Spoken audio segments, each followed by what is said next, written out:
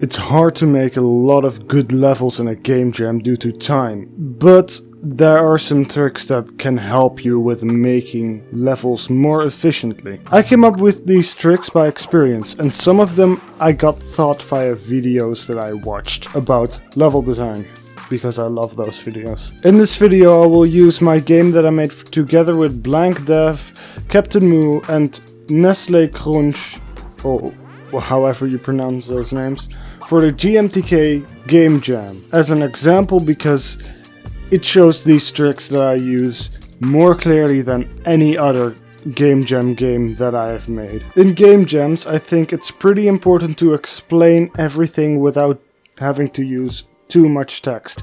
Of course, some mechanics are too complex for this, but most probably aren't, because it's a game jam and you have to do it quickly. Most games introduce the main mechanic immediately, which is good if it's part of the player's movement or abilities, or whatever you want to call it. But what I always do is make the first level of the game about just learning the movement. It's just basically a room that just requires the player to use all the parts of the player's movement, or just the basics if their movement is more complicated than just jumping. This lets the player safely get used to the movement of the game, so they understand the basics like I just said, and that they understand everything that they need to understand in the beginning. In the second level I mostly do the same, but I make it a bit more complex to again let the player get used to and get more familiar with the controls of the game.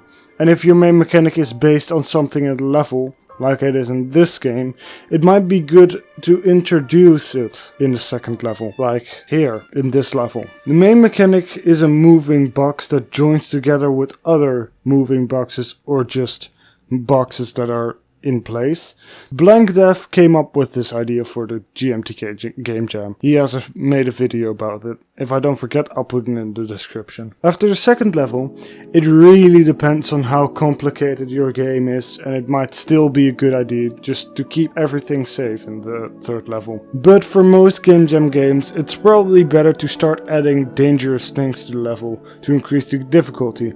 In this game, I did that by basically using level 2, like the exact level 2, but adding spikes here to force the player to jump, which makes it a bit more difficult and gives a chance to the player dying. At this point it really depends on how complex your game is, but most of the time it's a good idea to introduce smaller mechanics in a safe way so the player can get used to them. For example, just using one falling platform in a safe space, falling or disappearing platform in a safe space that you have to jump on, but if you fall down you don't die. That's an example. I didn't use that because I forgot. And if you introduce something new like this, making the next few levels based around this mechanic is probably the best idea. So again, the player starts to understand how it works, and you'll be able to use it in the future without making the player think more about what they have to do. How I mostly do the levels after I've made the introduction of the game is that I just put things into the level in a way that I think might be good. And then if I enjoyed that level that I made, I just start improving it until it's possible and it's not way too hard, or just if it's the right difficulty, and I think it's the right difficulty. I'm bad at talking. I don't spend too much time on each level, probably max 1 hour, but most of the time it's around 10 to 30 minutes of level design. While making the levels, it's a good idea to play around and experiment with different ways you can beat the level. And if you don't want it to be beaten in a certain way, try making that not possible to do, which sounds obvious, but for some people it isn't, so I have to say it. And make sure you test every level a lot, so it's as good as possible. And I'm gonna say, if possible, let someone playtest your game so they can give you feedback on level design and also other stuff. By the way, everything I talk about today is probably applicable to non-Game Jam games too, but clickbait, am I right? No. I'm just going to talk about how I designed this level so it could maybe help you in some kind of way. I started this level with just the idea that a part of the level will be moving upwards when it starts, and you have to move up with that box, or else you will be killed by the spikes at the bottom of that box. This alone would be really short though, so I added an extra area where you have to fall down and do something while doing that. Having added the basic things, I started making it more complex, with adding spikes to the wall and a set of spikes above the first platform to jump on, because the player has to jump on disappearing platforms to get up. Then I added a vertical set of spikes here to make this jump harder.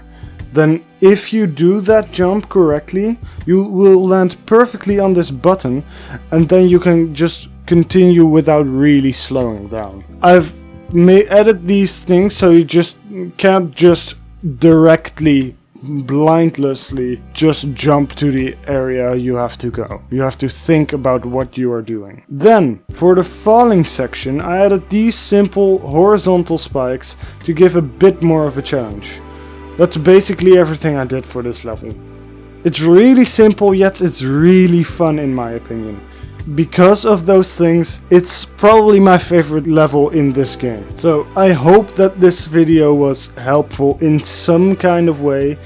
But before I go, I promised that I would give a shout out to the person who had beat A Strange Hotel in the fastest time. And that is PewDiePie, or however you pronounce it. They beat the game in 6 minutes and 57 seconds, which is insane, I think. But well done. I will put the link to the speedrun in the description, and I hope if you are going to watch it, I hope you enjoyed that video. And thank you for playing that game.